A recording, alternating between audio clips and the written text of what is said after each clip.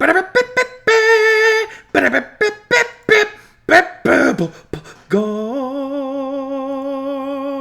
Well met, lords and ladies, and welcome to the Throne Room. This is episode 17 of the video game podcast that may forever change your fealty. I'm your host. Got nothing clever for you today. It's David Klingel.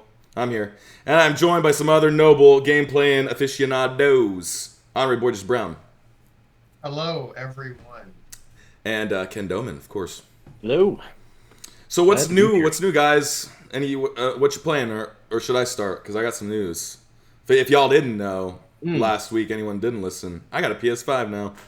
Yeah. That's some good news. Congrats. And man, let me tell you, it is so nice having a PlayStation back in the house. I felt depressed for a long time, and I've been wondering why. I've been wondering why, and I'm buying all these silly little fun. We couldn't tell. I've been buying all these silly little fun games on Steam that are on sale, and they're good, but I run through them really quick. So I haven't really had the meat of a really good experience that I've wanted to play on a console in a long time. And there's some games that I would have loved to have played on PC that are on PC, but I wouldn't want to play it there. I'd want to play it on console. Scarlet Nexus being one of them. That's a game I've been really interested in playing, and I haven't been able to. So you're not an animal. You're right. You're a fully formed adult man. This is true, and I want to play that game with a controller. And they didn't have full controller support. Now, I'm sure there's some. I don't know how well it is, but if you even remember me telling you when we had the OBS, the observatory on Ori and the Will of the Wisp, and all of the buttons were basically weird and backwards and stuff. So I remember that. It was very strange, and then you couldn't map it to what you wanted either. So it was like playing a game backwards. That must be what they mean when they say, we don't have full controller support. Because I was going to ask that. I was like, is there half? Yeah, there's half. Yeah. That must have been. There is. Or it seemed like half controller support. Yeah, pretty much. So, and as we all know here, in PlayStation, when you buy a game, it works with a PlayStation controller. There is no issue there. There's no wondering if I'm not going to be able to use this controller. So it's just nice having that peace of mind again, So, yeah. That's the whole idea with the console, right? Is ease of use and reliability. Yep.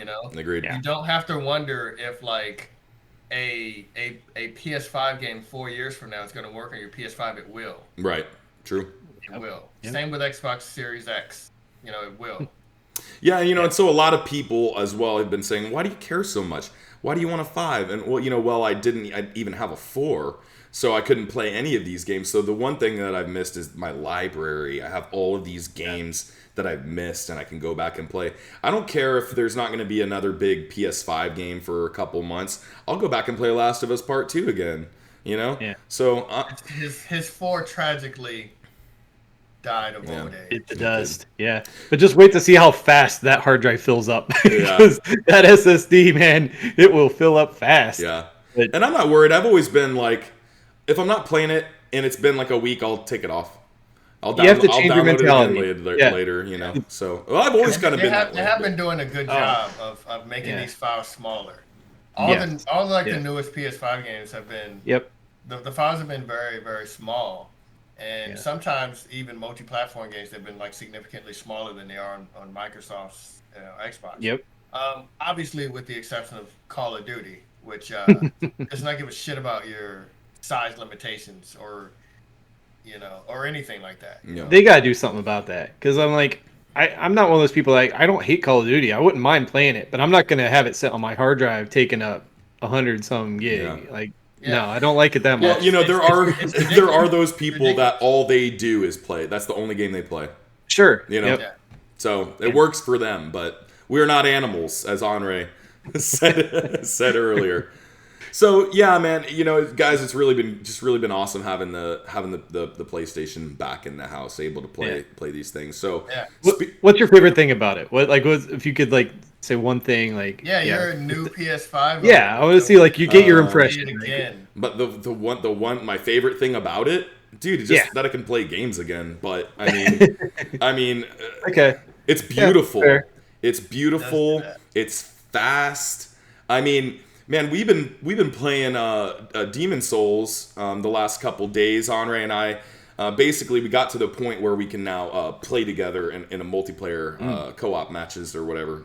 And the whole time I'm playing this game, I'm thinking about just how I'm really blown away by what Bluepoint has been able to do with the series, because I didn't think it was going to be as awesome as it is. Right? I'm like, okay, From Software is great, and here's another company taking their IP and making something with it. I don't know how this is going to shake out, right? It's amazing. It's beautiful. The gameplay is so freaking smooth. I think, Anre described another game we've been playing, Guilty Gear Strive, which is just an arcade fighter type game. And he said the netcode is butter. That's how it feels playing Demon Souls. It feels like butter. It's just, man, it's so great to be back. I know it's an old Souls game, the first, right? It's been totally redone, totally remade. But it really feels like I'm in a new Souls experience. I mean, I never played the first one, so by the original, so I couldn't really speak for it. But I'm sure they've added quality of life things from the newer games. I'm sure they've improved it, so it feels like a new Souls experience. And man, it's just so good to be back in that place, that Souls place again. So, other than that, speaking of David's Returnal, I've also been playing Returnal.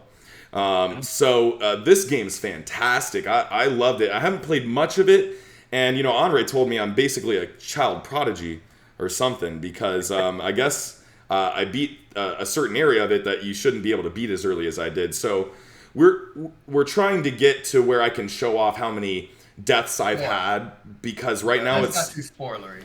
Act 1. You beat Act 1 and about 4 to 5 deaths. Yeah.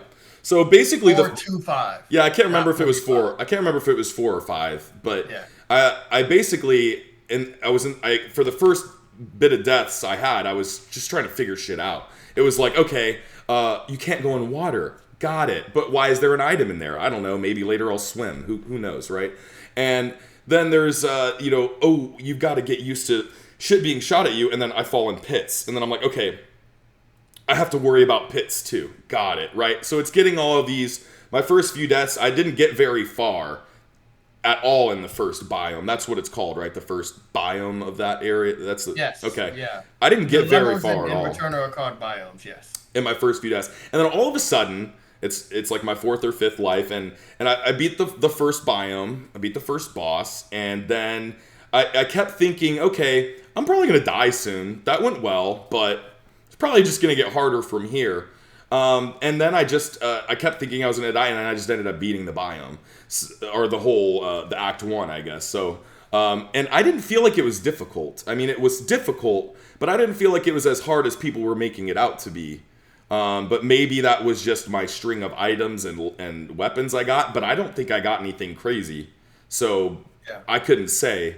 I mean, I got a few health siphons things to heal myself that I saved.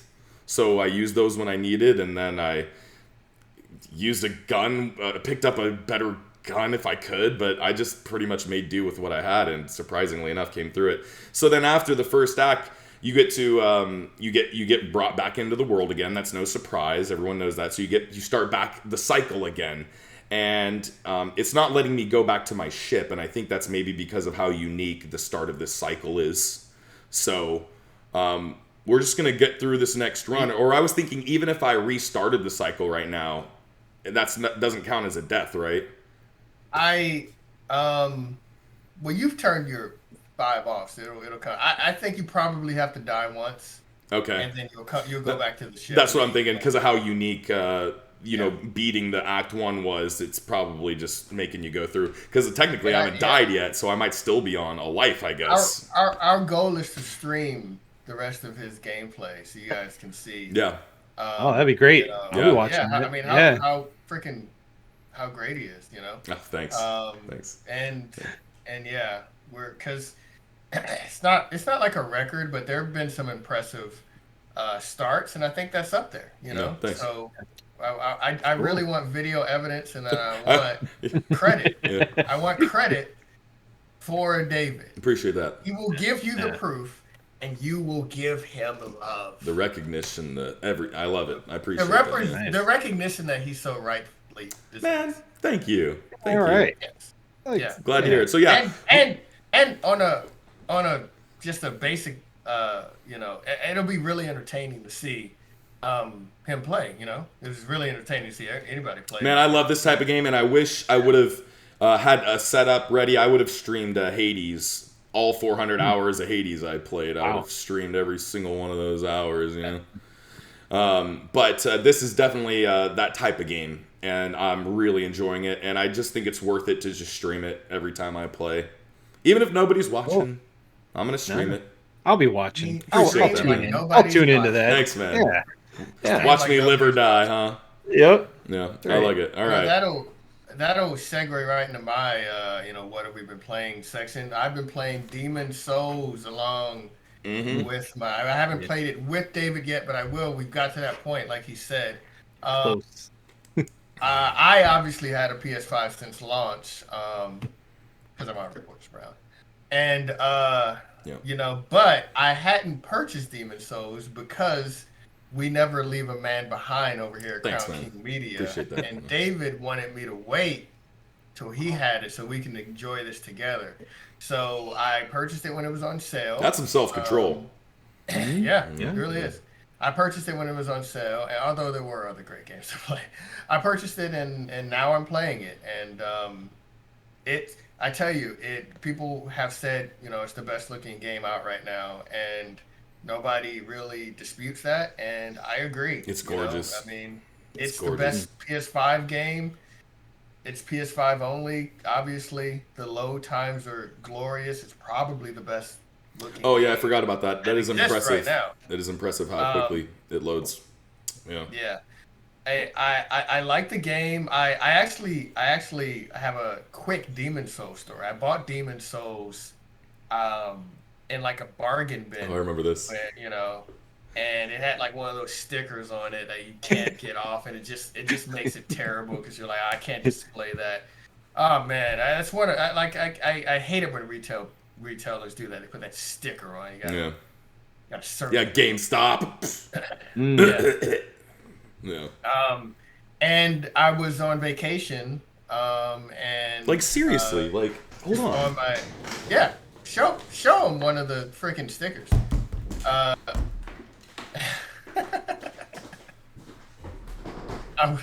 Getting the evidence. Yeah, he's finding a game. Yeah, I can tell he's finding a game that I know that I just had to. Has been destroyed. All right, let's see it. I bought this new. Can you see that? Oh yeah.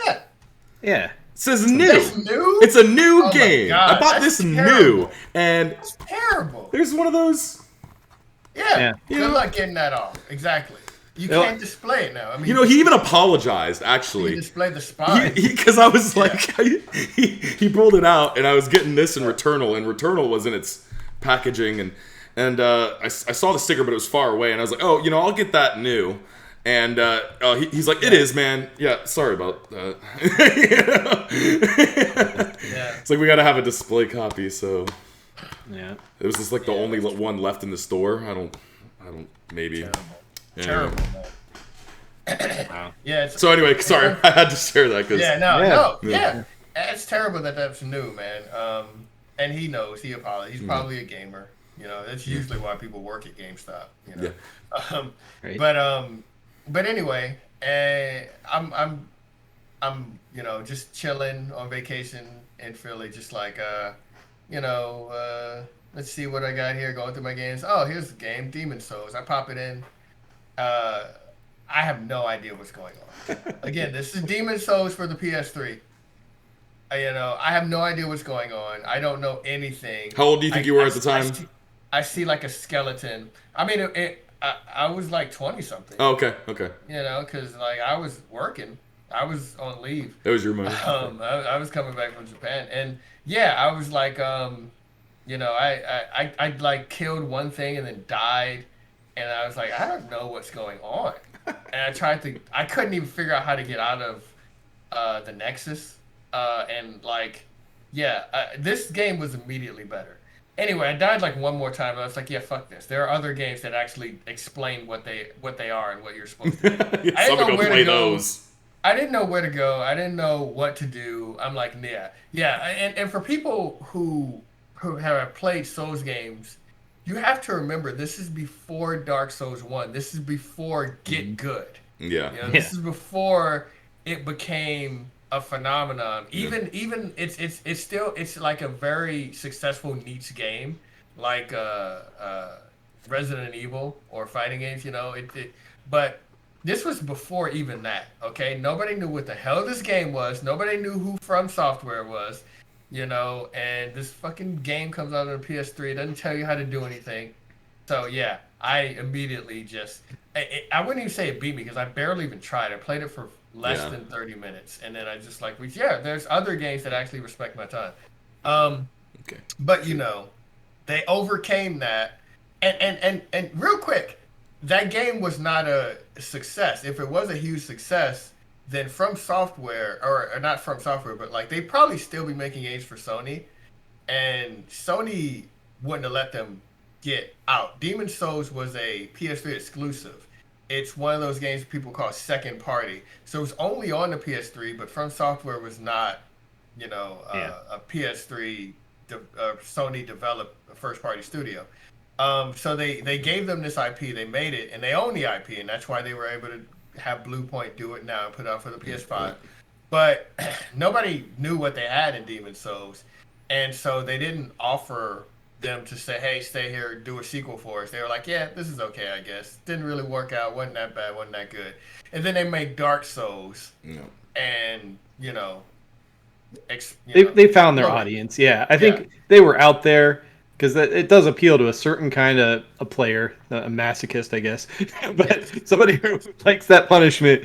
And I think they honed that craft of getting that type of game to the point where it is now a larger audience can enjoy it. Yeah, exactly. I'm telling you, Demon's Souls was worse because it was like Dark Souls, but it wasn't popular. So if you're playing Dark Souls, you're like, I don't know what to do. You go online, you talk to your friend, you'll figure it out. Demon's Souls, they're like, hey, what do I do in Demon's Souls? They're like, what the fuck is Demon's Souls? What are you talking about, bro? Yeah, true. What is that? You could show it to them. They'd still be like, I've never heard of this before in my life, ever.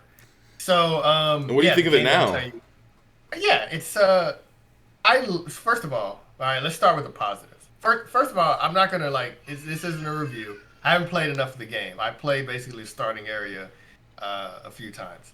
The graphics are the best out right now, best in class. We'll just say that. It's like other Souls games. It's open world-ish with levels and stuff, but they're all connected, so it's kind of open world. The loading times are beautiful. I love the combat. I love everything. When I'm playing this game, it reminds me of the difference between a Souls game and Sekiro, and why I love Sekiro so much, and why I generally tolerate and kind of like Souls games. I beat Bloodborne with David. I'm going to beat Demon's Souls. I like Demon's Souls a lot. And early on, it was made after, even though it was made before, but early on, I might like it even better than Bloodborne. The way I'm seeing, the way the presentation is. And that's what happens, like David said, when you remake a game, you get to make a whole bunch of quality and life improvements. And, they don't want to mess with the original vision because that game does have fans, Yeah. There are mostly people that played Dark Souls and went back. But it reminds me of the difference because every death I've died probably 3 times. Every time I got hit even. Well, sometimes you get hit because you get hit. But every death I've had was just some bullshit. It's just cheap stole stuff. It's like, oh, you walk through a corner, there's a guy here and a guy here, and there's no way to see it. So you're dead, and you're like, oh, how am I supposed to know that? And the answer is, well, you're not. But now you do. I'm like, okay, well that didn't better look next time. Yeah.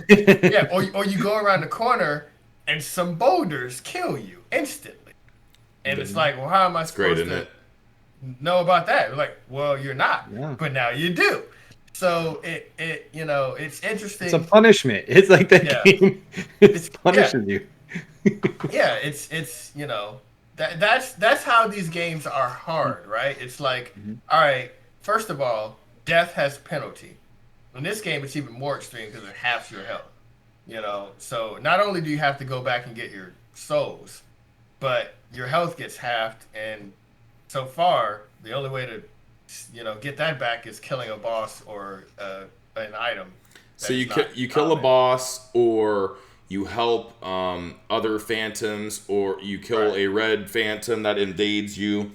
There's a few more ways than what we originally thought of, but you have to do something uncommon. Yeah. Whereas Bloodborne, your health is you get your health back. Well, and actually, I've got a spell. I don't have it yet, but there's a spell that Faith can get, and you can basically any blue phantoms in your party get their humanity back. You just cast it, so that's pretty dope. Oh, that is dope. Yeah. So yeah, I like it, and I really like it, and it reminds me of why I love Sekiro, because it's like I probably died 3 times in Sekiro where I thought there was bullshit, and I've already died that many times in Demon Souls where I thought it was bullshit. It's and I don't want to make it about Sekiro, but it's all skill based, it's all timing. I love the epic battles. But again, I have not played. The first boss is ridiculously easy. I've not played enough to say, well, this game is only cheap, it's only this, it's only that. And I really like it when I'm saying this. I'm like, well, there are some deaths that are cheap and unavoidable, but at the same time, I really do like it. It really is challenging. And it's going to get harder. I'll tell you that. It's not going to get easier. Yeah. And I think they just gave us a easy first boss to...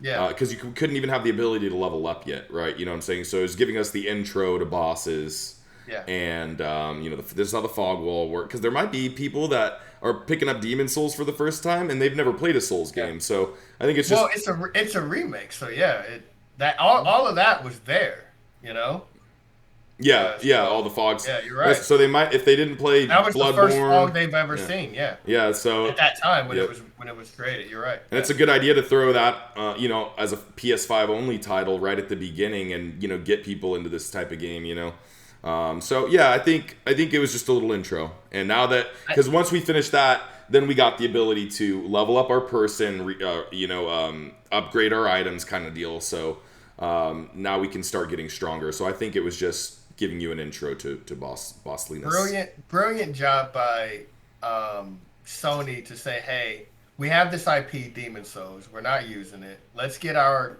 super, at that time, second party, now first party. I don't know if that's confirmed yet. But anyway, Blue Point, let's get our fucking superstars, our remake superstars in here to remake this game. It's gonna look amazing. It's gonna be PS5 exclusive. It's gonna come out day and date with the system. Yeah. Just a smart job at it, because again, From Software does not own that IP. They made the game, but Sony owns the IP. So just a beautiful job by Blue Point. Beautiful job by From Software making the original game, and smart decision by Sony. Yeah. And I will say that, I don't know about you, but this is a game, every Souls game I've put at least 300 or more hours into, and, that may not be your cup of tea. Like you said earlier, you'll beat it, but you might not beat it like 8 times like I will. You might just beat it the once and be done. But I really like the build that I'm trying to create, and I think... I do want to go farther. We put a lot of time in the Neo 2. Probably not as much as you normally put into Souls games, but I think I'll probably put more into this game. Well, and especially just because if you don't have a PS5 and you've been gaming on PS4 or Xbox, it may seem like it's not a big deal, or just I don't want to say marketing, but it's like, okay, games are quicker. That's nice. The games should be quicker, right? But it's such a seismic leap, because ever since we moved to, from cartridges to CDs and DVDs, we've been loading and loading. And now with the SSDs, we have finally gone back to like the NES type loading, or the SNES type loading, where it's super quick. And just like the fact that the loading is not ridiculous like it was on Bloodborne, a game that I like it was on Sekiro, and that wasn't egregious like it was on Bloodborne, but it was long. It was just a game with good graphics and good gameplay, and it was long. The loading screens were long, and this game is so instant, and that makes me want to play it more. You know what I mean?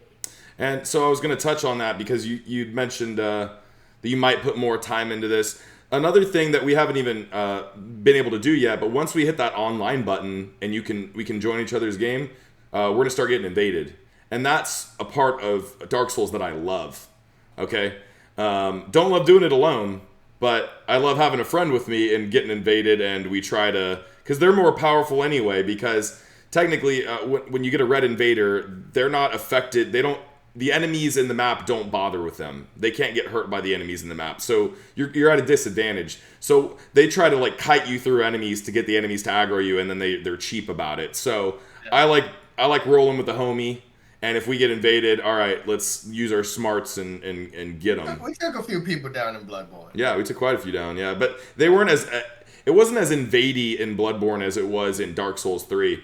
There's a lot of invadey fun in Dark Souls 3, especially when you get to one part of the game where it's just like PvP City, and you can go there if you want and just hang out and get summoned in, and PvP's going on like mad. So I assume there will be definitely an area like that in this one, and we can just have fun, doing some PvP and trying to be a good team.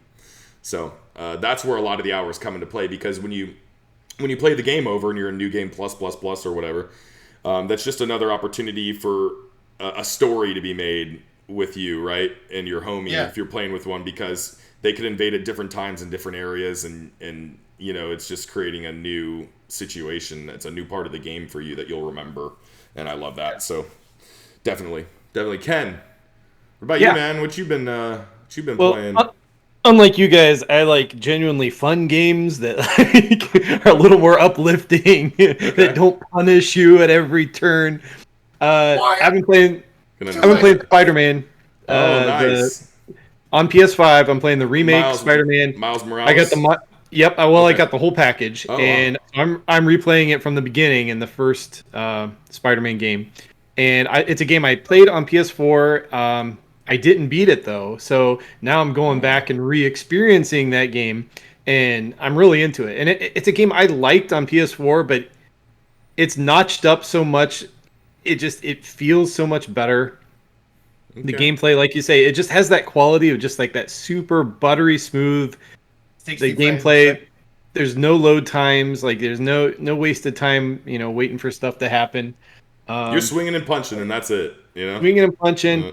It's got I'm playing it with the ray tracing on, which is, to me, that's impressive. I've never played it like that. Like, you're swinging around buildings and you see reflections of stuff, and you see like water reflections, and it looks incredible. Gnarly, right? Yeah. It's a game that's had plenty of praise put on it, and I've been waiting until PSN had it slightly on sale, and I'm like, okay, I'm pulling the trigger. I want this game. I'm a huge Spider-Man fan anyway, and it's like I've been waiting for this version of it to play through the game and to get through it. So I've been putting a lot of time into it. Probably spent 15 hours so far, and that was in the course of a couple days. So I'm like really hitting it hard. My son's been playing it with me, which has been great. He likes just the swinging around the city, so I hand him the controller, and then as soon as he gets in trouble or gets into a fight, he hands it back to me. Then I beat up all the guys for him. So that's been cool to have something I can play with him. And just the little details in that game just get me. Like when you walk around through the streets, and there'll be people like, "Hey, can I get a selfie?" or "Can I get your autograph?" And it's like that kind of little details and stuff is so cool. It's just because I love the old school, like the PS2 era Spider-Man games, because those were really good, and I think for their time were great games. But this game just takes that to such a higher level, where it feels like the whole city's alive. There's so many details, like you climbing up buildings, you can see in the rooms of the building as you're going up it, and like they spent just so much time putting in those little things that make it feel totally alive. Like, I wouldn't say it's like the best graphics ever. I do think that games like Demon's Souls, like they have that graphic fidelity that's just hardly unmatched. But for Spider-Man, for what it is, I think it looks fantastic. Plays great. I've just been having a lot of fun with it, and it's something I've been wanting to go back to, and I just had that opportunity and going back into it. Really enjoying that game. So yeah, that's what I've been playing. Pretty much just that the last week, really. I think Anre and I both platinum that, right? I platinumed it. I'm not sure. I guess You did. Yeah, it's not a very hard one. Yeah. No, it doesn't look like it. It's that's what I mean. And I don't want to say it's like a super easy game. It's not like it plays itself or anything. But I'm playing it on normal difficulty. But I've only died maybe twice. You have spider sense. You got so many abilities, and yeah, I feel like you get noticeable progression every time you play it. Like I feel like I get through big chunks of it at a time. I haven't gotten stuck anywhere. So yeah, I don't think just to mention that, like you said, you don't think it's easy or difficult or whatever. It's a game that it doesn't play itself, but you have to play it or you'll die. You have to keep moving. Yeah. You have to keep. It's like a cadence. There's a rhythm to it. It's really it's beautiful when you get into that flow. Well, once you get those abilities and you start figuring out the best way to use them and stuff, it's like, oh, it's a blast. So satisfying. I think it reminds me, as far as difficulty, it's like Sonic, and I always say this because people are like, where are you going, Sonic? People always say like, well, Sonic was easy. The idea of Sonic wasn't just like to finish the level. It was to get as many rings as possible, get supersonic or whatever. And Spider-Man, it's like, hey, how flashy can I make this? How good can I make this? How much fun can I have? How many enemies can I beat without getting hit? How much like Spider-Man can I look? How cool can I make it? How awesome can I make it? That's a good way to put it. It's not like, this is, I mean, you can make it harder, and that'll probably just, make enemies hit harder and you'll take less damage. But it's more about like, how good can it look? Yeah. You know what I mean? Right. And how it makes you feel like you're playing as Spider-Man. Like I'm so envious of my son. Like he's only 8 years old and he's getting to play this video game that lets him experience being Spider-Man. That like would daydream of stuff like that when I was a kid, because I'd read the comics or watch the cartoons. I'd be like, man, that'd be so cool. And he's playing this game where he gets to kind of feel like he's Spider-Man for a little bit. And awesome. I'm like, we had Spider-Man too, so I'm not. Yeah, I'm not right. We also had Superman on 64. Where you couldn't even see the ground. Good. It was really foggy the entire time you're playing. Metropolis, man. Metropolis, basically China. Just too much smog. Right. What I wonder, because I know Ratchet and Clank has this, I know Miles Morales has this. Is there a 4K 60 or a ray tracing 60 frames per second mode? Yes, that's what I'm playing. Wow, okay. Yes, okay. And that, so the performance with ray tracing is what I'm playing. With ray tracing, that's what I would suggest. Yeah, it's a great way to play it because you still get that smoothness, like the frame rate is solid, and you get the cool ray tracing effects. You get the building reflections in the water, and it looks fantastic. It's I platinumed Miles Morales before Insomniac came out with that, and I was like, I wish I'd waited a little bit. I mean, I don't, but I played it just like a 2 days ago, just testing out a stream, and I put it in 4K ray tracing mode. I was like, yes, this is where it's at. Okay. It's just so. I mean, that's how I beat Ratchet and Clank. It's just so great. Insomniac has been the MVPs of the PlayStation 5 thus far. They have come out with Miles Morales, hands down. Game, their banger of a game, Spider-Man, was re-released and remastered. And then they came out with Ratchet and Clank, which does as good a job as any of showing off the graphical and the speed, graphical prowess and the speed of the SSD. So they've been killing us thus far. Yeah. Yeah, I'm looking forward to popping in Ratchet and Clank too. That'll be my fun one that you speak of, Ken, when I want to get into my happy time there. But definitely, I love getting punished, and it's usually because I don't really.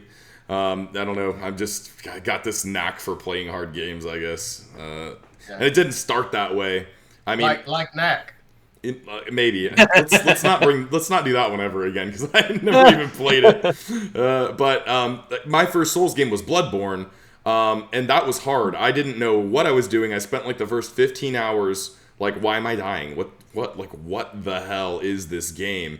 And then when I finally figured it out, And then I put 400 hours into Bloodborne, getting the platinum, which is like the hardest platinum I've ever achieved, and I am very proud of that one. Because there's just this one boss you got to beat, and it's damn near impossible. But I died and I died and I died. I probably died maybe 50 to 100 times on that boss before I finally got it down enough to survive long enough to deal the final blow, and that felt good. So since then, I've just been getting better and better at these, and I crave them, man. Like Returnal, any Souls game, anything that's hard, I want the challenge, and I blame Bloodborne for that. But I love playing every single game. I'll play any game I can get my hands on. Easy, hard, fun, whatever. I'm a game guy either way. But this is the shit I live for, you know what I'm saying? Yeah. Oh. Yeah, the difficulty is the fun in that one. You really have to, like difficult things to enjoy that, yeah. So, getting back to it, what were you going to say something, Ken? Oh, it's like I enjoy a hard game too, but for me, I almost have to be in the mood for that kind of game. Just kind of feel like I can get through anything, and I'm willing to put up with that difficulty to get that reward, because you get that, even though it's hard, when you finally do get through it and get to that next part, you get that dopamine rush. You get like, oh man, I did something that was hard, and I accomplished something that was really tough to do.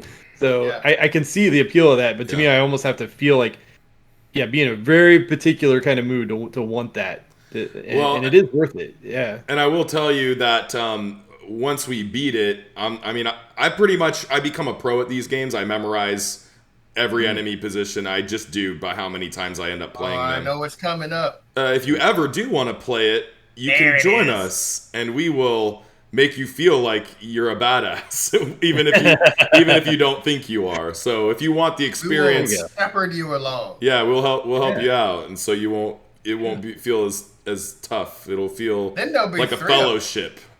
A fellowship. Yeah.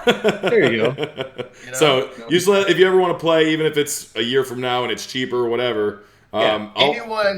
Anyone who has watched our observatory on Mountain Blade knows that the best tactical strategy is overwhelming force. So with 3 of us, child's play at that point. Man. Yeah. So you ever get the itch, you let us know. We'll run you through it. Nice. No worries. So that being said, we touching a little more before we move on.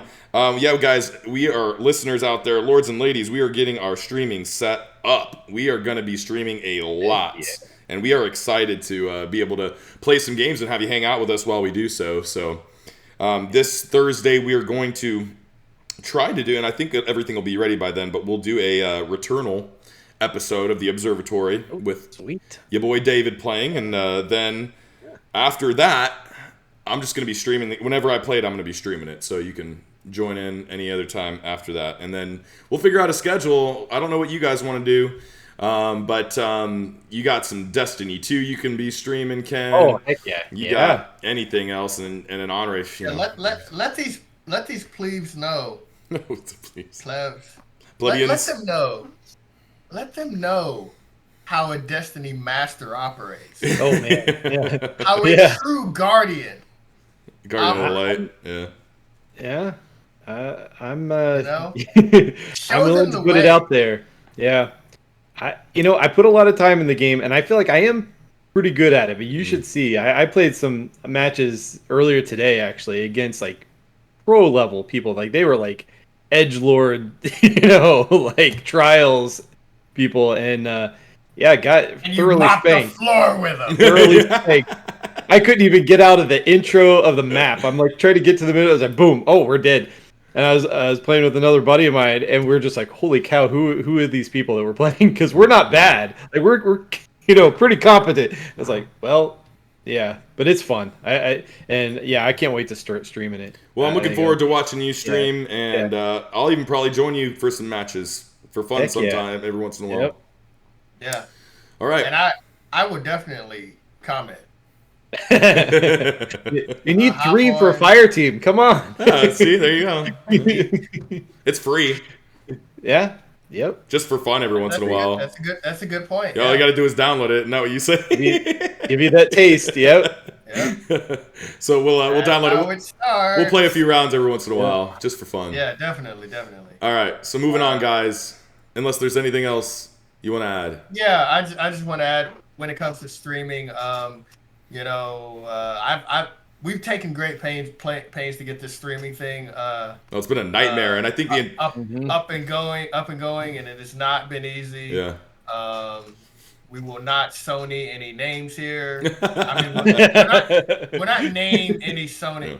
My point is, it's been difficult, more difficult than it has to be, more difficult than it has in the past, but that's fine. My overarching point is, we play a lot of different games here at CKM. We play fighting games, sports games, hard games, easy games, action adventure, RPG. Most games are RPG now. We play every game. Yeah. Oh yeah. We will be streaming all types of games. Come see us. Especially every new game that comes out. So one of us is going to be trying to play whatever the hottest game is, and new hotness. Yep. So you'll get it here. Yeah. You just gotta want it. We built it. Now you come. Okay. All right. So just as a reminder, if everyone is enjoying the show, you can head over to patreon.com/CrownKingMedia and support us for just $1 a month. It'll help us improve the show, get more gear, give you better content, make new shows, add more stuff for you. It's great. All right. Let's talk about some industry news.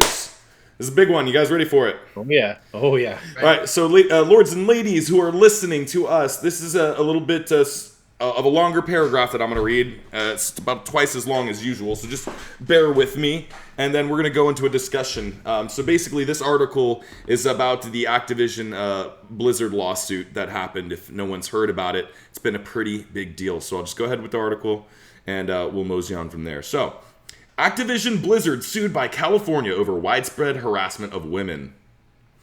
Kotaku states, Activision Blizzard, the publishing giant behind everything from Call of Duty to Overwatch, is being sued by the California Department of Fair Employment and Housing over a frat boy workplace culture that alleges has led to years of harassment and abuse targeting the women in its workforce.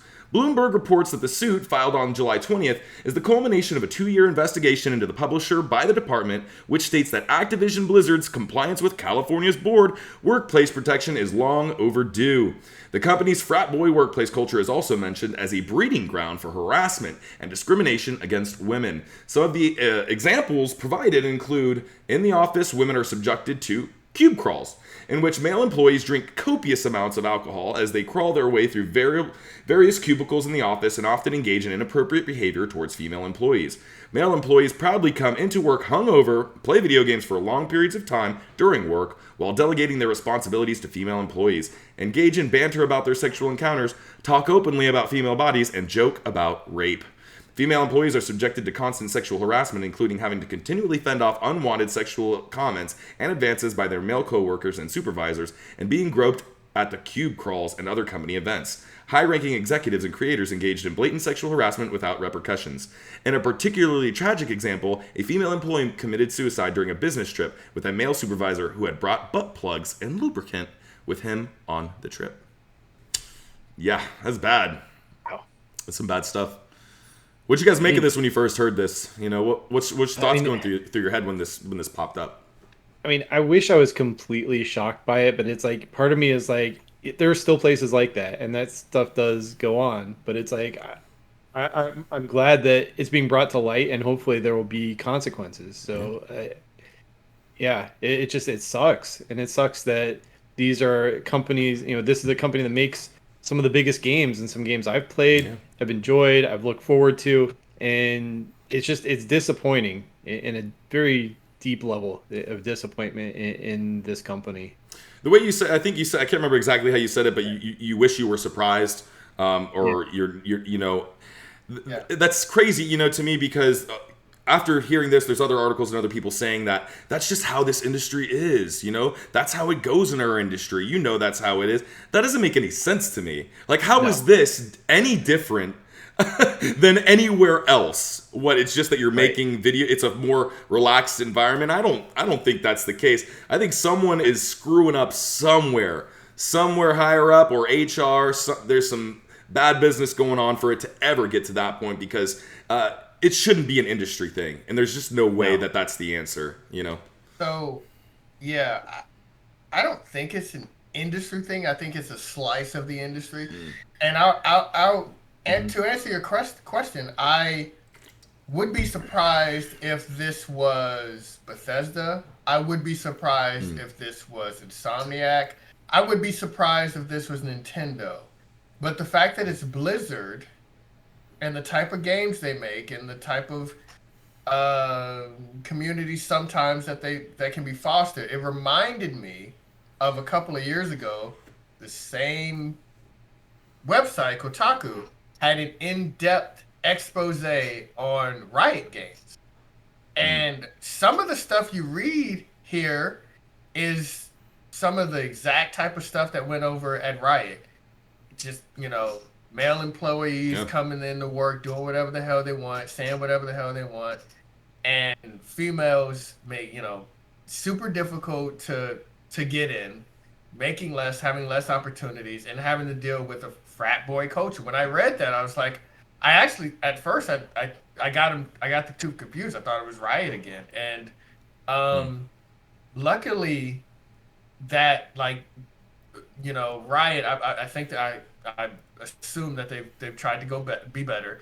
And for their credit, Blizzard claims that, this was a while ago and this happens to be better. But, there wasn't a tragedy like a suicide in the Riot expose. But this is what happens when things like this go unchecked. And that's why, some of this reporting with Kotaku and Bloomberg throughout the games industry, some of it is like, all right, it's a lot of drama. It happens. And every once in a while, an article comes up about crunch or about something else where it's like, it's serious, but it's like, all right, I don't want to say that it's sensationalized or anything like that, but it's like, how serious is it? How widespread is it? How much of a big deal is it?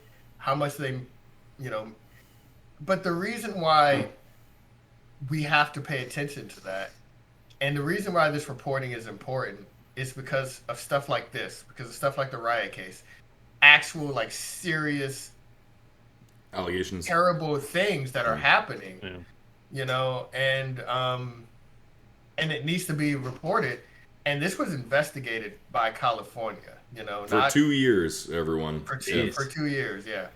Not a report, not guys that got, or not someone crying wolf, fired, right? Yeah, or not people got fired with axes to grind. These are serious allegations, and they're disturbing, and their response was disturbing in my opinion. Activision Blizzard's, and Activision's one of the top 3 hugest third-party developers, and then Blizzard merged. You talked about that, David, about their, how they kind of remain separate, but have been getting closer. But yeah, it is not surprising. It is not as surprising as it would have been before I heard the Riot thing. Yeah. And I don't know what it is about, this segment of the game industry that fosters this, Well, it's toxic. I think you have a company like Activision Blizzard who they make these games that make an insane amount of money. I can't even fathom how much money these games make, that it just pours in on them. So I can see where they have this environment where the company is really wealthy and they almost have probably a party kind of atmosphere. Yeah, probably too relaxed. And it's an industry that tends to be dominated by males, and that's just where the industry's at right now. I think it is changing. I think we are getting a lot more females in the industry. Yeah, for sure. And I think this mentality and these kind of behaviors, we will get past them. But I think this is a really rough spot in. Well, and this is how you get past them too. Exactly. Yeah. They need to be held accountable. And you're right. It is a mega successful, mega rich corporation. That was a good point, Ken. Yeah. And it's smaller than a lot of studios. They have that money, they have that that cachet. They have that leisure time. But at the same time, the people at the top are generally younger than they would be at Sony or Microsoft or Nintendo. Could be, yeah. And they foster this culture, and I don't know why, but sorry, that just made so much sense, Ken. The money thing and the leisurely atmosphere. Now I've realized why Donald Trump was always golfing when he should have been running the country. You know, I just it makes perfect sense now. I understand. Yeah. That was a joke, but well, every day Donald Trump was golfing was a good day for America. It's safe to say. Safe to say. Yeah. So this was a pretty big deal. This was some. And the article is much longer. There's more that can be explained about the bad behaviors and things that have gone on. And if you're interested, you should definitely read the whole article. It is lengthy, so we won't go through the whole thing here right now. But definitely look into that. It is honestly it's bewildering how much craziness has been exclaimed that was going on there. Yeah. So I just want to say one more thing. I'm not going to read the statement, but Activision Blizzard and their attorneys, they released a statement, and the statement was terrible. It was, you can go out there and read it. It's in the same Kotaku article. Same article. Yep. It's basically like, yeah, that stuff happened. Sorry, I guess, but that was a while ago. It was a while ago. Yeah. California, they really screwed us on this, and they operated in bad faith, and I'm like, they spent more time attacking the bureaucrats in California who sued them than they did apologizing for women, and while at the same time denying basically nothing. They spent more time than that than apologizing for a woman committing suicide on a business trip. Yeah. Women not having equal pay or equal opportunities for these beer crawls. Yeah, that was 2 years ago. That was ancient history, I just... Yeah, that was... The response was almost as bad as reading what they actually... He probably should have said nothing at all, Really. Yeah. And I think that's why they haven't. So lately, the story's been developing more since this initial article came out. And... It's just funny. It's a little crazy how much it's growing and getting kind of out of control right now. So like you said, he came out and he said something he shouldn't even said anything at all. And since then, these other articles have been coming out, and they're like, no statement. So now they've learned their lesson, I guess, to not say anything. But this could be kind of the watershed, like the thing that will have cascading effects through the industry. I mean, it's like once it's kind of broken through that this company is doing that, any other companies that are fostering this kind of environment, they better watch out. Because I think once people see that people can come forward and people will believe them, wait and see who else is out there, and hopefully aren't that many. I would find it hard to believe that there aren't any other ones, because I think there probably are, and I hope those people that are a part of that come forward. Yeah. Hopefully, I actually almost kind of disagree with you, David, because I thought it would be bigger than this. The gaming controversies.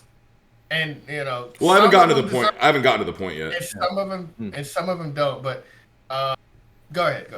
What's crazy to me is we haven't seen something like this, where over 1,000 Activision Blizzard employees signed letter condemning company's response to allegations. So before, I've seen allegations and I've seen no further course happening. So this is what's crazy to me: the fact that people are saying no. Screw that, we're standing now, and these people, 1,000 Activision Blizzard employees signed letter condemning company's response to the allegations. They basically said, we didn't like what you said, and we're going to stand by this, and we're going to be the change, and we're going to make sure that things get better for not just us, but other companies moving forward. So, because it was terrible what they said. It was it was them whining about the process in which they got caught. It was terrible. Trying to cover their ass basically by saying things in a way where they weren't saying them, but they weren't saying that they did it, but they weren't not saying that they did it either. So they were just trying to be like, it wasn't our fault, it's okay, we're working on it, I'm almost surprised it's not an even bigger deal, because when you think about the most recent gaming controversies, there's crunch, there's oh, Rockstar, when it's cold outside, the horse testicles are smaller, and they put all this work in. Dan Houser and all these other people are they say, oh, we work 100-hour work weeks. That's like the biggest news. Mm-hmm. And now this news is like, yeah, you got people killing themselves because of the environment is so bad. So you got blatant sexism and discrimination. You said you can't believe it's not bigger, but what I'm saying is it's going to be. I don't think this is the end of it. It's just I think it's gonna blow up and it's gonna be crazy big. Could be the tip of the iceberg. Yeah. Yep. Good point. Good point. But my question to you guys is like, what are the consequences? Like, all this stuff has come out. There's a lawsuit. Now, is this like a class action suit? Like, is this a suit like where they're seeking, damages from Blizzard? Like, I guess what. It seems like what they're asking for is a change in the workplace. That's all they want. They want to go back to the company that they love, and they want to feel safe and comfortable in their environment. But I don't know if it extends further than that. If they need monetary, compensation for any emotional or physical damage done, I don't know.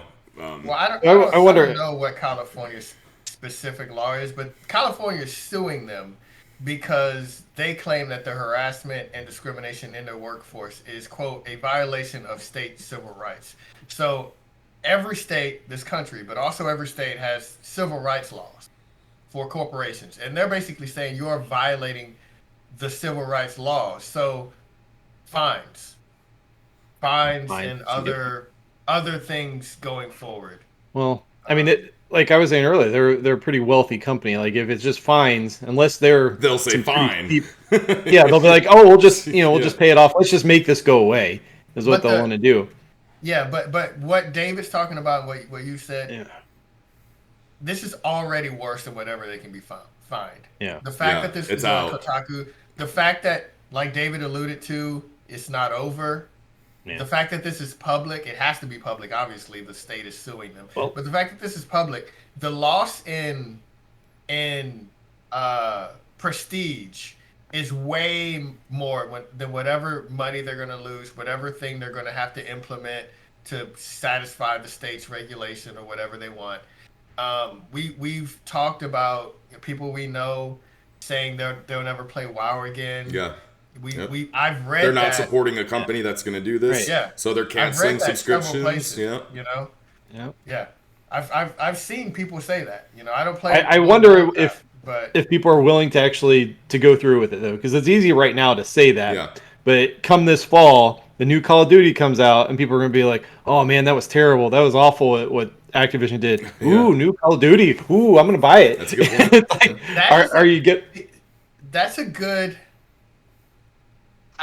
That's a good point, because I wonder, because this is taking place on the Blizzard side, from what I understand. Yeah. Okay. And I wonder if people will hold Activision responsible. Mm-hmm. Like I said, Activision, along with Ubisoft and Electronic Arts, are basically, and have been for decades, one of the top 3 huge, big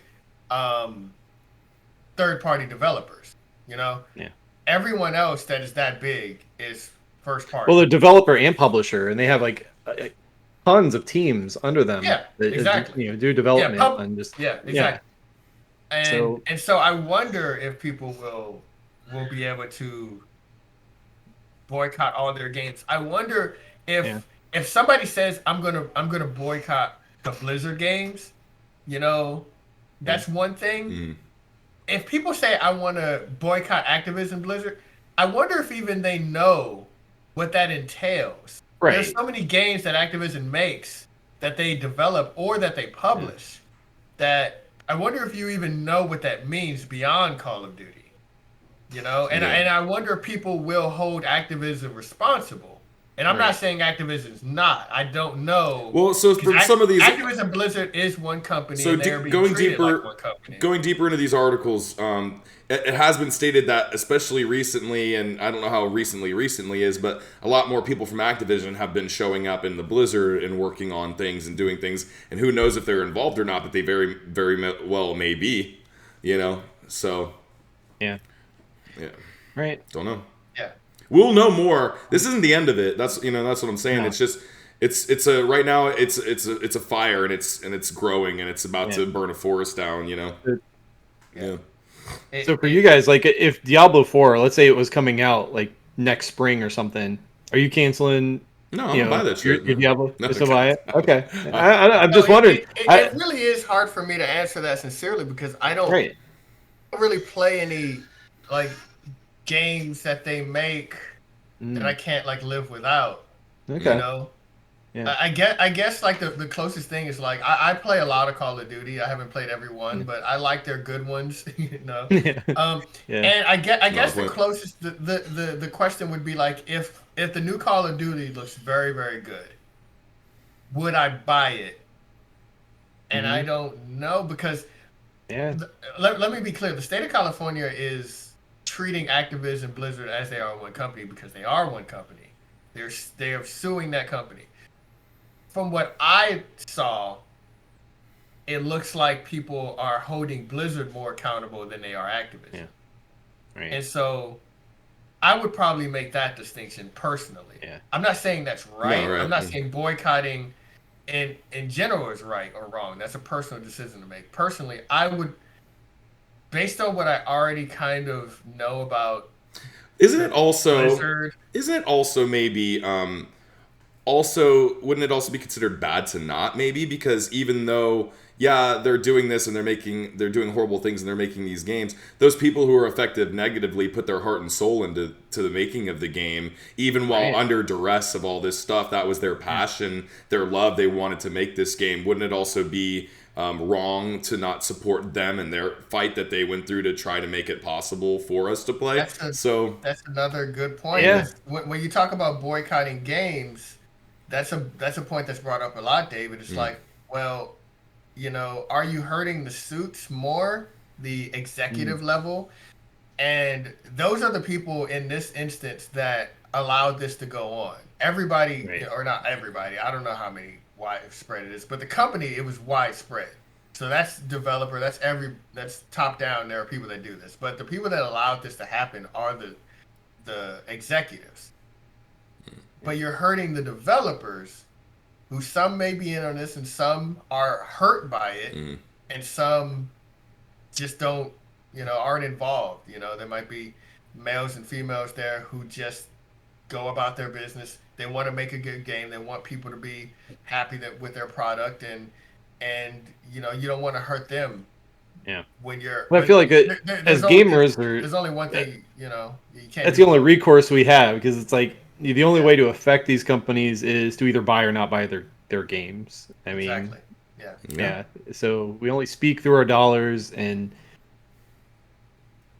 for me, I'm like, I will think twice about it though. It's like, I'm a big fan of Diablo, a lot of Blizzard games, StarCraft, all the, I was never into WoW, but the next game comes out, I'll be like, well, have they changed? It's like, are they better now? That's exactly what I was about to say. Are they deserving of? Depends on what they do going forward. Yeah. Right. If that's the last statement they make. If it's another response like that again, right? Yeah. Showing no opportunity or desire remorse. to change. Yeah. There'll be an issue. No apologies, no remorse. They went on the offensive, and I was shocked. Yeah. I was absolutely shocked. There's two things you expect to hear when this completely heinous. I'm sorry, and it'll never happen again. Yeah. One, an apology, whether it's a good apology, bad apology, whatever, an apology, or two, outright denial. This is wrong. This is incorrect. They are lying. This did not happen. Yeah.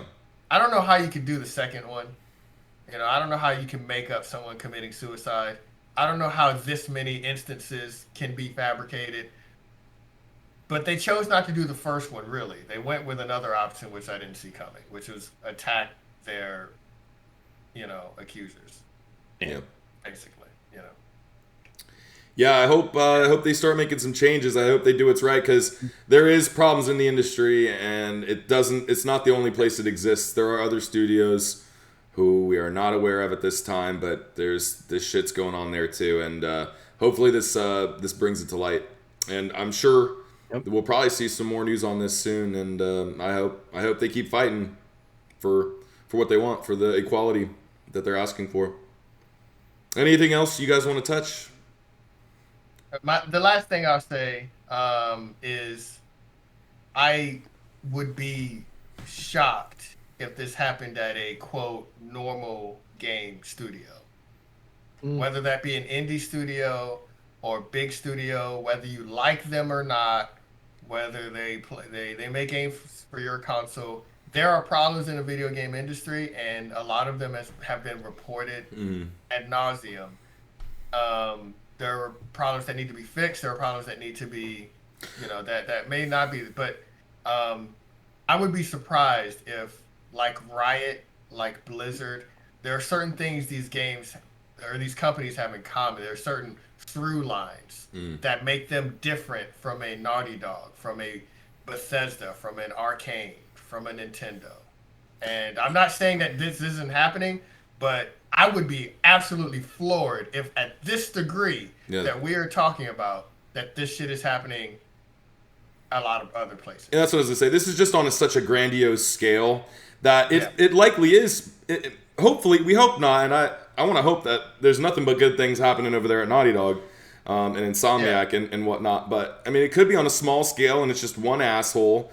And, hopefully everyone's doing their part if they see that one asshole groping this chick, doing sexual harassment to her day in and day out. Making comments. Hopefully this stuff helps them see that it's not okay and to help that person out, And so we're nipping it in the bud before it ever even gets to the point where it can be something as crazy as this. Exactly. I think a lot of these companies, this is an opportunity for them to kind of look at their HR policies and to make it easier for people to report someone without having something come up against them. There's or worrying for their job. It's like, well, if I say something, I'm going to get fired. There are ways to do that where you can protect your employees and let them be able to call out bad behavior and have there be consequences for it within their company before it gets to the point where you have lawsuits on your hands. And I have a feeling HR departments in every major studio are looking really close this week at their policies and how to prevent this from happening. No joke. Yep. I agree. And per the report, their HR was a joke. Per the report. Okay. Then yeah. They were probably in on it too, huh? Yeah. It's probably the reason. That's basically what's alleged. Yeah. No joke. That's basically what's alleged. People would make jokes. This is what they're alleging. You would go in there. You'd say, well, this is a problem, and then you'd get reprisal. People would make jokes about the things that you reported. And so the people that are supposed to have your back, right? HR is supposed to have your back. They're over there telling your bosses, and they're like, well, we got a problem child over here. We're not going to give her or him. We're not going to give them that assignment. And then, at the water cooler, you're hearing jokes about what's supposed to be private conversation. Yeah. And they're bringing people in and giving them a slap on the wrist. Hey, don't do that so much. Yeah. Don't be too friendly with the ladies. So yeah. I don't even know if there was enough of that, but it doesn't sound like. Yeah. But yeah, man, for sure. So, all right, moving on. Let's try to smile a little bit on this next one. Try to lighten it up a little bit. Yeah, that'd be good. EA exec on how the pandemic changed development. I don't think we'll ever go back. According to The Verge, EA Studios were forced to work remotely due to the pandemic. Laura Miele, EA's chief studios officer, says the publisher is still learning how to best make games remotely, and while it's not clear what the future of EA Studios will look like, there will be a change moving forward. I don't think we will ever go back to how we were before the pandemic, Miele tells The Verge. We've learned the production and mechanics of some technology solves. I think we're still learning about the human factor and how people are impacted on an emotional and human level. She adds, it's an issue that came to light last year when Apex Legends developer Respawn responded to complaints of its pandemic work schedule, particularly when it came to maintaining a healthy work-life balance while dealing with the demanding nature of a live service game. Arguably more challenging than production problems has been kindling the creative spark of artists and designers. This has been less of a challenge for games that were already well underway when the pandemic hit, but developing brand new ideas remotely has proven tricky. You will lose some creative energy and connection when you kick a new project off. That initial incubation creativity phase, says Miel, we're losing some connection there. So what do you guys think of this? Pandemic changes in the workplace. Interesting. No. Yeah, and this is happening everywhere. Yeah, it is. Yeah. Companies are realizing they can save money and still get results, and sometimes even better results because people are happier working where they're more comfortable. And I think a lot of companies are starting to realize this now. Definitely the games industry is one that, if they can solve this, creativity connection that they're speaking of, that losing some connection there, all the work you can do on a video game, you can do from anywhere. You don't have to be in an office. You can do it. You can on any computer, as long as you have the right tools, of course, in your computer. I think how it opens up their hiring too, because it's like, well, you don't have to live in California or Texas or Canada, Montreal. That really awesome artist you want that's in Washington, and you're in Florida. The company's in Florida. Hey, we can hire him. He'll start work tomorrow. Sure, right? That's a good point. Yeah. Yeah, I agree. I think I think a lot of like you guys said, a lot of companies in all different various types of fields have realized by this point that maybe we don't need to rent out this building, every month and pay every month to rent this building and have people come in. We can have them do their job remotely. And I think it's the more interesting part, because that I guess the news is that they may never go back because it's so efficient. But the more interesting part is that they have identified creativity, especially when it comes to the incubation part or phase of games, the brainstorming session, coming up with new IP and new games is actually more difficult. And that makes sense because, we're all connected online, but when you're right next to each other, there's just more communication. Yes. Bottom line. True. Well, it's different communication. When you have to call somebody, you call somebody for a reason. You call somebody for a meeting, for a brainstorming session or whatever. But if you're all together, then that's basically all day as a brainstorming session. Yeah. You know what I mean? Just bouncing ideas up back. You're gonna call somebody, hey, real quick, what about a fox that steals jewels? No, it's a bad idea. Go think about it more and come back. Yeah, but you might walk over to their cubicle and say that, And then he'd be like, well, how about a cat that does it, and the cat wears boots, kind of deal. I don't know, and then they're just having fun with it, and then that's where the ideas come in, when you're having fun with it. Yeah. So, and most great ideas come, man, when we're not even trying to think about it. When you're hanging out, you just got through that crazy brain session, right?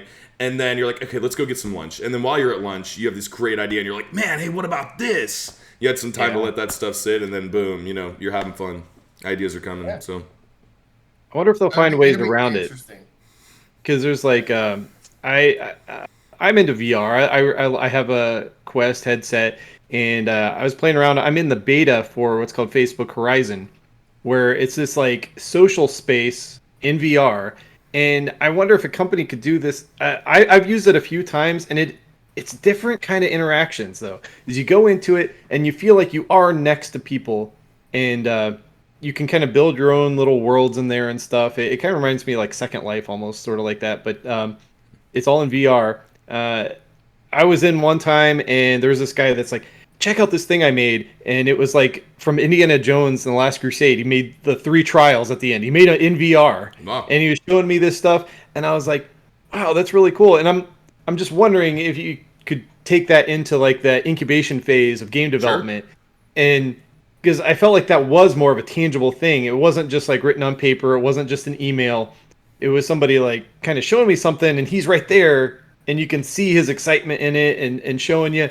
And I'm like, well, I wonder if the industry could kind of adapt and use these newer tools and some technology to help facilitate that and give a conduit for for having that creativity without having to be in person, and just open it up and still be able to have people from all over. So that's something that kind of struck with me, and I'm wondering if it could be used to that effect. Ken, I do believe one day they will have a more advanced VR chat. And there will be World Builder in it and other things, and it'll be even the platform which you maybe even you can go around Engine, in VR and kind of experience the way things are, so you can talk about it, and you're kind of there together, moving around the space that you're working on, and you can kind of hang out and talk about it.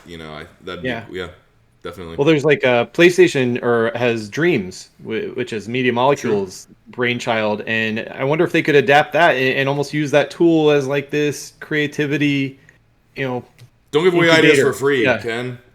Yeah. Sorry. No, actually I do. Don't do anything. Take that one, Sony. Use it. Like I want to see what comes of that. That's a great idea. Don't do anything to make Dreams, useful. People make great things in Dreams. No shit. Yeah, they do. But two things about what you said, Ken. Firstly, I am deeply disappointed that Facebook Horizon isn't about Mark Zuckerberg killing robot dinosaurs. Yeah, that's terrible. Or him surfing or something. Yeah. I was very disappointed. And secondly, you're right. VR has a lot of applications outside of games that are intriguing. And as we go into this like new wave of next generation, I guess second generation of VR, at least modern VR, it'll be interesting to see what companies and people come up with. Yeah, because I really do think that something like that will definitely take shape and will be used quite often, especially if this work from home life is really moving forward the way that they're talking. So I see it happening for sure.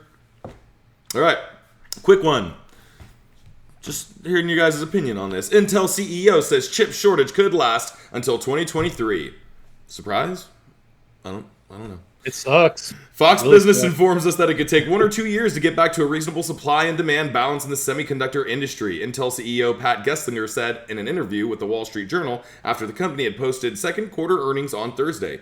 "We have a long way to go yet," he said. "It just takes a long time to build manufacturing capacity. Our estimates are it is probably 2 years for the industry to work through it because, as you say, it takes a while to build fabrication, or a fab, as we like to call it in the industry," he said. During that appearance in April, the shortage, which has snarled out auto production and caused supply chain issues for a number of other industries, including cell phones and consumer electric products, as a result of dislocations caused by COVID-19. Companies shut down production facilities on the early days of the pandemic, hampering their ability to keep up with surging demand for products needed while sheltering at home. Yeah. Like you said, real quick, I'm not surprised because these are important chips, and if it were easy to come out of this, they would have come out of it already. A lot of companies, a lot of different companies in a lot of different fields rely on these chips, and so if they could make more, they would be.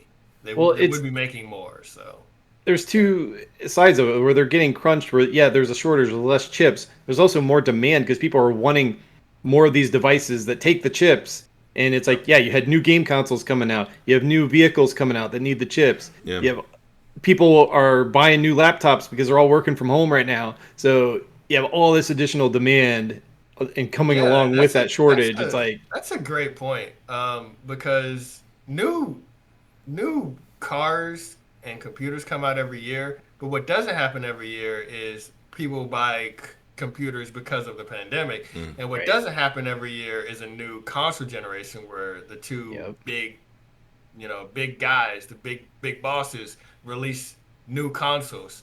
That does not happen every year, once every 7 years. So in the pandemic, obviously, once in generation. So not a good time to have the chip shortage, but no.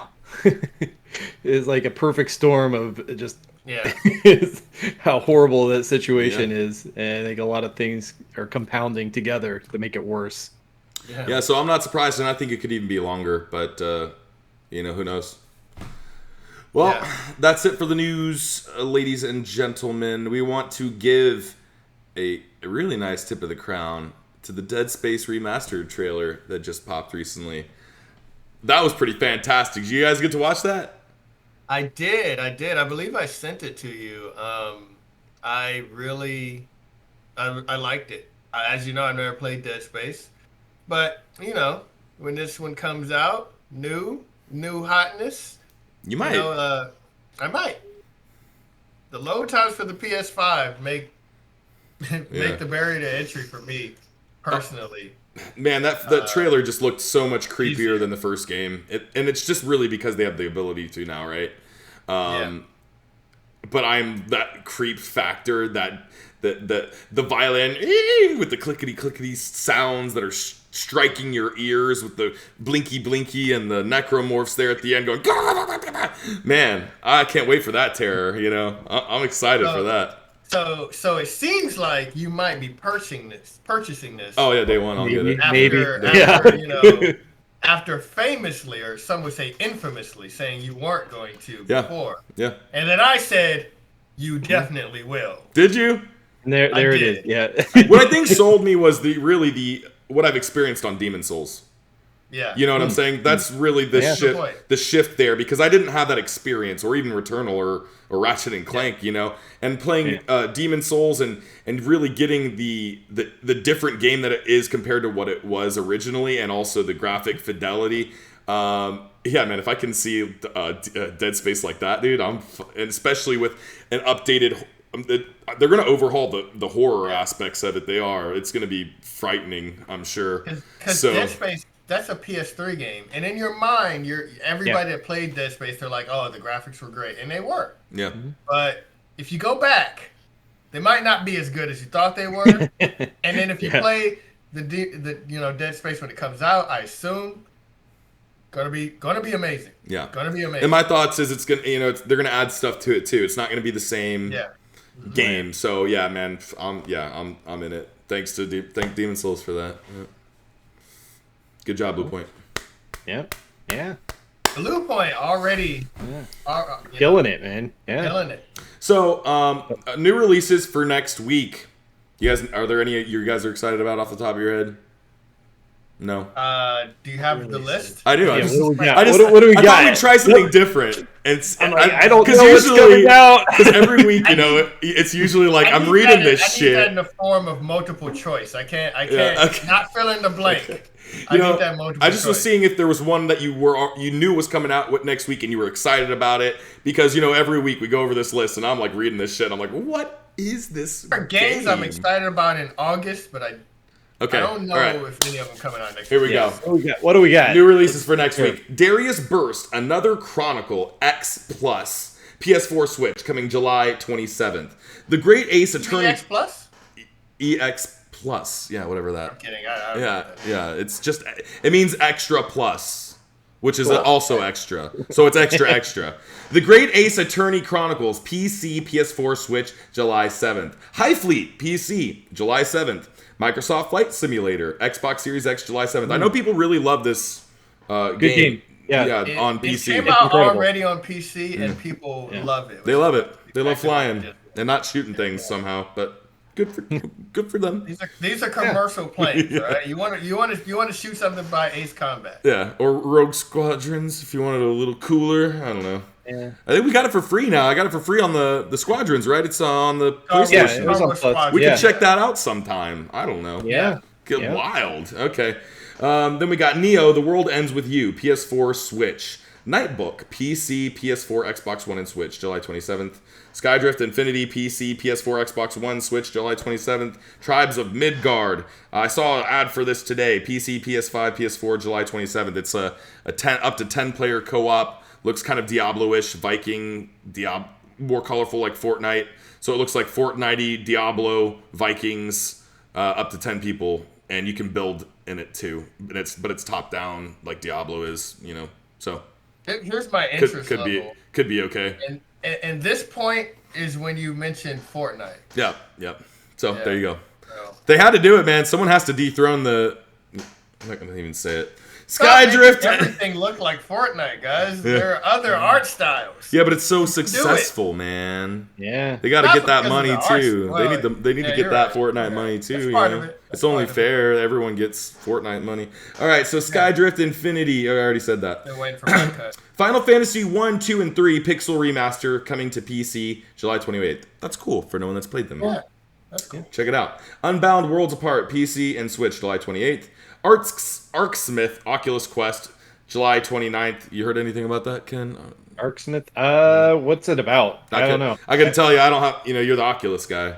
Yeah, that one's. It's not on my radar, so no. Okay, well. By the title, I believe your profession is building arcs. Building arcs. You're Noah. Smithy of arc building. Yeah. So, I'd play it. Yeah, it'd be cool if it was a game where like you just kept building arcs and you try to take them through like crazy terrains and stuff, and like however animals are left at the end is like your high score, and you just try to keep beating that every time. My game would be you build arcs and you keep trying to sell them, but nobody buys them because they're like, there's not going to be a flood, and you're like, probably not. But if there is, you'll be happy you have your arc. Let me tell you. That'd be great. That'd be good. All right, then we got the Ascent. PC, Xbox Series X, Xbox One, July 29th. Eldest Souls. Is someone trying to copy Dark Souls or something? Right. Not Elden Ring. Not Dark Elden Souls. You got Elden Souls. Yeah, what is this? Okay. All right. PC, PS5, Xbox Series, it's everything. Everything, July 29th. Wow. I have to take a look at that. I'm interested. And watch me watch it for like 5 seconds and be like, yep, okay.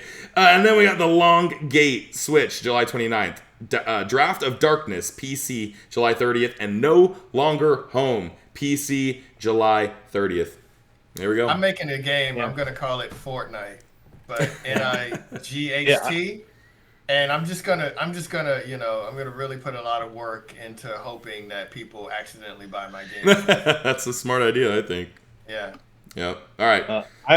The Ascent. I just wanted to say that game does look actually pretty cool, and it is on Xbox Game Pass. So if you have Game Pass, you can check it out for free. And I saw some trailers for it at E3. I thought it looked pretty cool. I'm gonna be checking it out because why not? Because it's free. So definitely awesome. Yeah. Awesome. Yep. All right, time for steals of the week. On Steam, we got BioShock the Collection. It's 80% off at $11.99. You never played a BioShock game, now's the time. They're great. So you get them all for the low price, $12. The Outer Worlds is 67% off at $19.79. That's pretty good. The three of us didn't beat the game, but we enjoyed the little bit that we played. So if you want a game that you can... incredible. If you want to enjoy... The three of us separately bought this game, did not speak to each other about it, and all didn't finish it. That is rare. Right.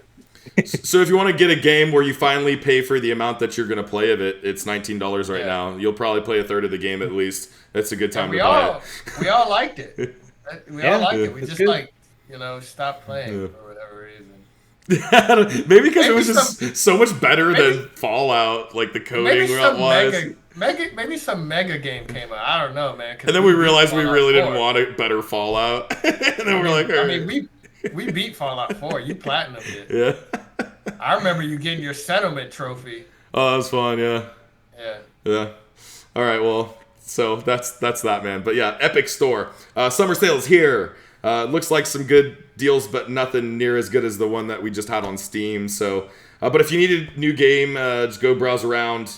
You might get a game that you wanted at maybe a few bucks off, but hey, that's better than nothing, right? So, free games this week are Defense Grid: The Awakening. Not sure what it is. Can't remember. None of these games ever particularly look too interesting to me that come for free on the Epic Store. So once in a while, I download them.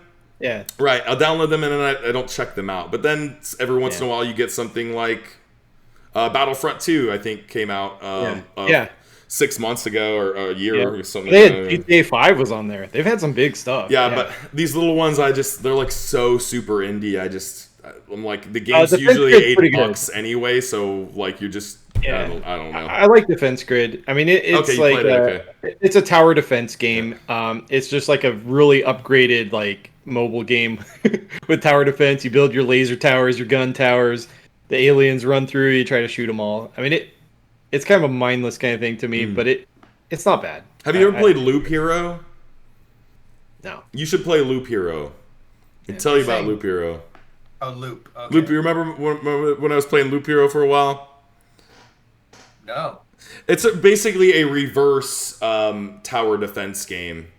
And you go around. Basically, you're creating the tiles that your character attacks. So you have a deck of cards, and basically it gets randomized. You draw some when you go around the loop, right? So what you do is you get these tiles, and you put forest tiles down, and those will spawn a certain enemy. Now, you only get equipment upgrades and things by killing enemies, but you also don't want to put you want to strategically put them down so that you're not creating like super monsters that are going to wreck your world. But then you also want to get to a point where you do. It's good. I think you'd really enjoy it. Cool. Yeah. I had a lot of fun with Loop Hero, but then I crushed it too. And I tried to do it, and then I had my personal best. Remember, Anre, I was like, all right, I'm just going to try to get like 100 loops, which is ridiculous. You don't need to do that. But I was like, let's see how long I can go. And I got the limit. And I got 100 loops, and I could go even further. And I was like, you know what?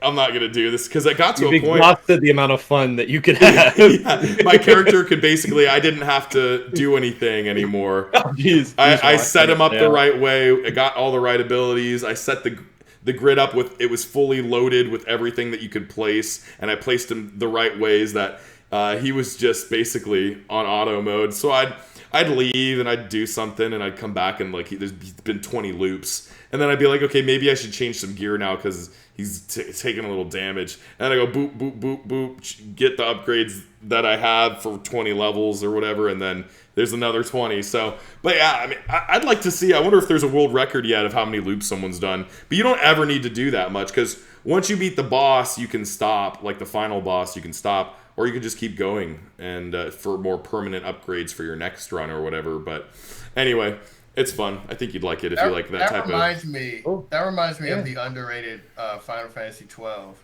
and the Gambit system, where you just set up your party and you could just leave them if you're playing, if you're fighting a boss that's like, you know, they have bosses with like over 1 million HP that take hours to beat. You could just leave them there and like, all right, you just watch for like 5 minutes. You're like, nobody's gonna die. Okay, if he gets KO'd, you revive him. You do that. Everybody's got their plays. All right, I'll see you when I get back from work. And you come back and good job, guys. You're like, yeah, you killed them all. You just collect them. One more thing I will say about Loop Hero though is, even though it's maybe kind of mindless, some people have said it's that type of game where you're waiting for stuff to happen, you know, so you're doing a lot of watching, paying attention, clicking stuff when you need to, but really it's just like automated. Even though it is, you know, that type of way, it's addicting as hell. I can't tell you that. Yeah. There's a formula with that where it is addicted, like the whole upgrade systems and being able to get that perfect setup. And it's addicting. They're popular for a reason. Yeah. All right, so we got Defense Grid: The Awakening. That's the one game, and then the other one is World War I Verdun Western Front. It's a World War I game of some kind. So if you don't like Call of Duty but you like wars, maybe that's the game for you. And maybe it doesn't take up 500 gigabytes of your machine memory. Yeah. Right. All right, Switch. What we got over there, Ken, on the Switch? Nintendo Switch. It's kind of a light week, but if you have Nintendo Switch Online, Among Us is still free, at least for the next couple days. So if you want to play Among Us on your Switch, go in and you got it. Mario Kart Live, that home set where you can build your own track with the little car and everything, that is on sale at Target. It looks like that's an exclusive deal at Target, $25 off. So I think that brings it down to like $75 with the car, the game, the whole deal. Also, we have that Crash Bandicoot. He is on sale on Nintendo Switch. You can get the Crashiversary bundle that comes with Crash 4, the Crash 1 through 3 remake, and Crash Team Racing. And that's $60 instead of $100, but that's a lot of games. Or you can just get the quadrilogy. Quadrilogy, that sounds right. Quadrilogy, yeah. You get all four of the games for $42. Okay, so all right. Get some money off if you like that Crash Bandicoot. Sweet. All right, PlayStation, what we got? PlayStation, they have their summer sale. What's going on? Another sale happening in the summer. That's why they call it that. A little inside baseball there. It's a mega sale. It's huge. There are a whole bunch of PS5 games, a whole bunch of PS4 games. You need to go check it out. Here are some of my favorites. Firstly, a game we may have talked about earlier. I can't remember, but it's called Demon's Souls. Very important. There's an apostrophe there. It's not Demon's Souls. It's Demon's Souls. And anyway, that's 29% off. That'll be about $50. It's normally $70. So, David, you just bought that game full price. I mean, and now you get basically $20-something off. So, it's a great deal. Yeah. Returnal, another game, 29% off. So again, about $50. $49.69. Again, that's a full price game. Just came out a few months ago. Mass Effect, the remake. It is 25% off. That game just came out a month or so ago. Very good game. 25% off. It's a full price $60 game, and now it's $45. NBA 2K21. NBA 2K does this thing where they discount their game heavily before the next NBA season comes out and the next game comes out. But if you are one of those people that do not buy this game every year, you like to buy it once every 2 years or once every 3 years. Basically, if you're not planning on buying NBA 2K22, you don't need to buy the newest game, but you do want to play some basketball. Maybe you're not on the online scene. Maybe you just want to play some association and play with your favorite team. It is 72% off. That means that full price $70. It's $20 right now. So that's a great deal. Jedi Fallen Order is half off. $50. It's $25 now. And those are just the PS4 games or PS5 games rather.